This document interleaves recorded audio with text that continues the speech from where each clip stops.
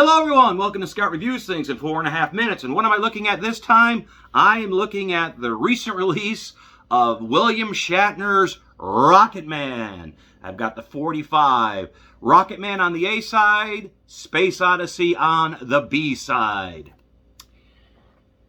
And so this is of course a remake of the version that William Shatner did on the 1978 Saturn Awards. He hosted the show, and he opened with that iconic version of Rocketman. And I have to say, what's going against this is you are always going to compare it to that one. And that one is a classic. Not only do you get to hear William Shatner, but to seeing him act out Rocketman, it is just a joy to watch. This version, not so much. William Shatner, I know, is an old man, and he sounds like an old man on this version. There's a lot of times where he's just mumbling through it, and it doesn't sound, this may sound, I don't mean this to sound mean, but it just sounds like he doesn't want to be there. And when you compare this to the other version, this is always going to pale in comparison to that one. It features Steve Hillage, and I'm going to admit I don't know who Steve Hillage is. Apparently he's a big rock guy. I don't know who he is, but it just falls so flat. When you get a William Shatner song, you want that big, bold, where he's just putting his voice behind it. And just, now he's not singing, he never sings. But here, not only is he not singing, he's not talking. It's more of a mumble. He's mumbling his way through this song, and it's just so disappointing to hear. I mean, if you are a fan of William Shatner, if you're a fan of what he does musically, I would suggest pick it up.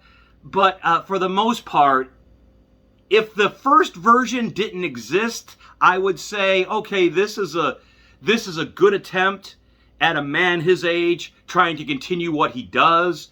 But 2 or 3 verses in, you realize this is just so bad. I hate to say it, but it's bad. Oh. Now the backside is Space Odyssey, and it features Ritchie Blackmore and Candice Knight, and I'm a big Ritchie Blackmore fan, I'm a big Rainbow fan, and I'm a big Deep Purple fan. And this came from the album Seeking Major Tom, which was a science fiction based album by William Shatner. This came out in 2011, so he sounds a lot better on this version. He doesn't sound like a mumbling old man like he does on the A side. And this one has a lot more fun. This one, you could tell Shatner was having a lot more fun doing it.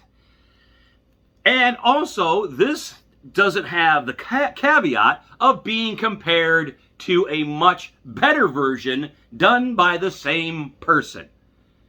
If you understand what I'm saying. This, I mean, I know it's based on the David Bowie song, but it's not featured anywhere else. You can't hear it anywhere else but on that album. And it's fun. It is a fun song. Ritchie Blackmore is on it. I wish it could have been Ritchie Blackmore-er. I wish, you know, the background music and all that was just a little more rockin', a little more kickin', which I know that Ritchie Blackmore can do. But all in all, like, the B side is better than the A side on this one, in my opinion. And I just think... In 1972, when Elton John and I wrote Rocketman, it became very popular among the listeners. Due to the interest in the meaning of the song, now in 1978 at the Science Fiction Film Awards, I'm truly proud once again to present my Rocketman as interpreted by our host, William Shatner. Thank you.